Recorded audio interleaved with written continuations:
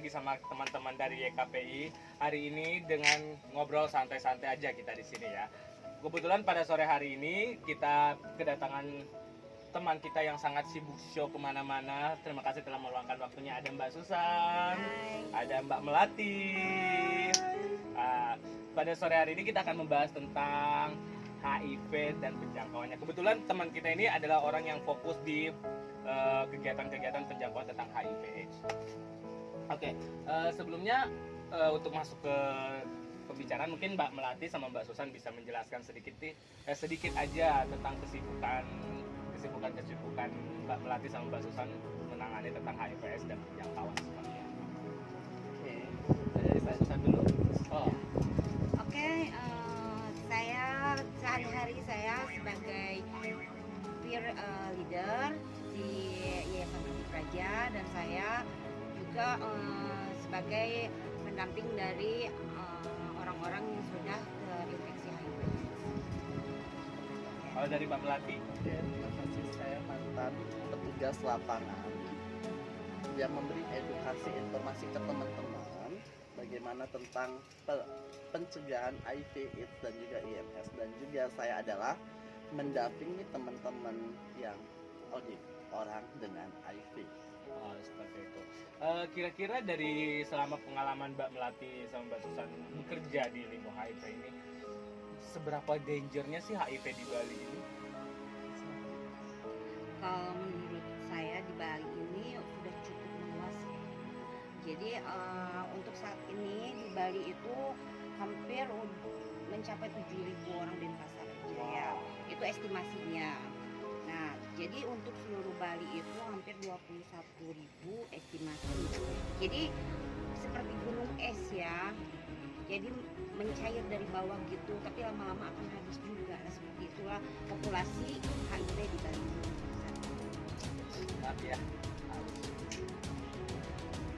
Kalau Mbak Melati sendiri gimana? Kalau saya, khususnya saya mendampingi teman-teman komunitas Wadiani dan Pasar.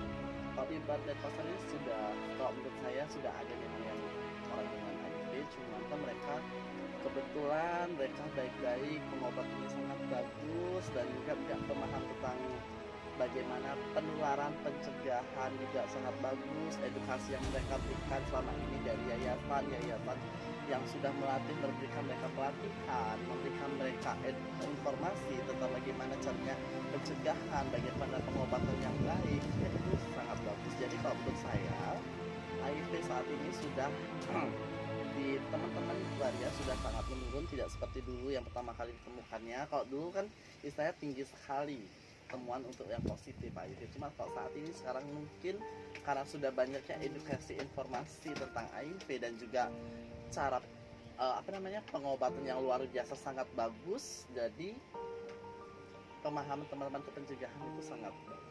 Jadi dengan kata lain, teman-teman waria ini mereka udah banyak mendapatkan informasi tentang HIV/AIDS itu sendiri kan, dan ada kemajuan gitu bagi kesadaran teman-teman transgender itu sendiri. Mbak Melati nih.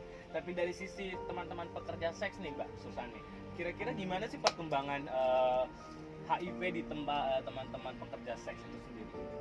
Untuk di sisi pekerja seks masih banyak kendala ya saya hadapi. Yang pertama, si pekerja seks itu sendiri masih takut dengan pasangan. Jadi banyak yang lost follow up dengan obat itu karena mereka itu takut ketahuan pasangannya. Agak secure insecure ya, seperti itu. Dan kadang-kadang mereka setelah mengetahui mereka itu terinfeksi, mereka malah kabur melakukan pengobatan. Kadang-kadang kalau kita pun untuk memberikan informasi edukasi kepada mereka dan untuk mengajak, sekaligus kita kan untuk mengajak, tidak hanya memberikan informasi dan edukasi, kita mengajak untuk tes, untuk pengobatan seperti itu. Tapi kadang-kadang mereka itu takut dengan stigma dari masyarakat. Stigma lagi terbentuk terhalang ya, terbentuk dengan stigma masyarakat itu sendiri.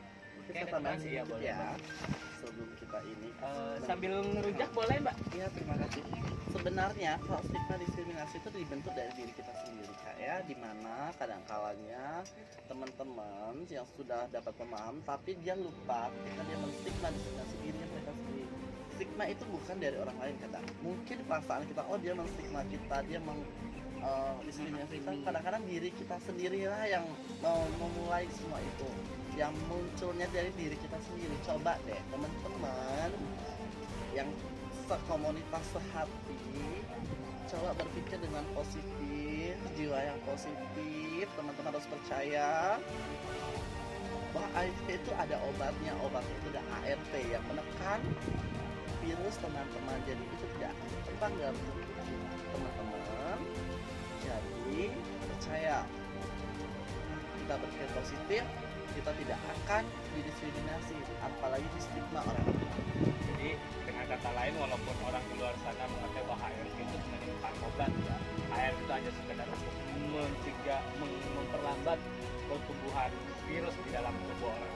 Jadi tapi teman-teman sadar stigma diri sendiri bagi orang yang modif bahwa HRV itu adalah obat buat kita gitu, obat buat teman-teman yang HRV. Dengan seperti itu maksudnya Mbak Melati ya. Iya, anggap aja itu adalah vitamin teman-teman buat misalnya vitamin ya, tiap hari kita minum tepat waktu, vitamin itu keberlanjutan kehidupan kita, itu aja sih. Jadi kayak vitamin hidup begitu ya, seperti itu.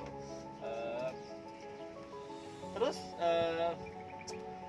kira-kira nih buat teman-teman di luar sana nih, teman-teman kita yang ada di yang nonton ini maksudnya, atau yang di teman-teman di teman trans di luar sana, apa sih sebenarnya kebutuhan mereka yang ingin Mbak Melati sama Mbak Susan sampaikan gitu dari pekerja seks sama teman-teman waria? Apa sih Mbak Melati ingin sampaikan tentang HIV itu?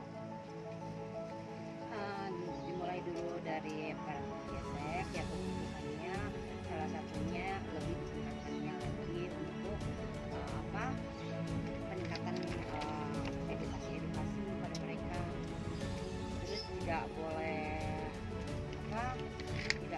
kita menstigma diri sendiri. Terus yang dibutuhkan lebih lagi yaitu dukungan ya, yang paling penting itu dukungan. Karena walaupun kita tidak menstigma diri sendiri, tapi yang keluarga atau teman sahabat tidak mendukung, nah itu udah salah satunya dukungan dari kita. Saya sih tadi ada Apa yang dibutuhkan teman-teman untuk menguatkan?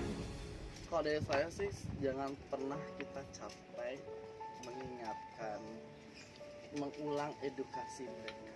Kadang-kadang ketika merasa mereka bosan, ketika mereka kadang-kadang merasa mereka berbeda dari yang lain, di situ mereka mengalami kejenuhan.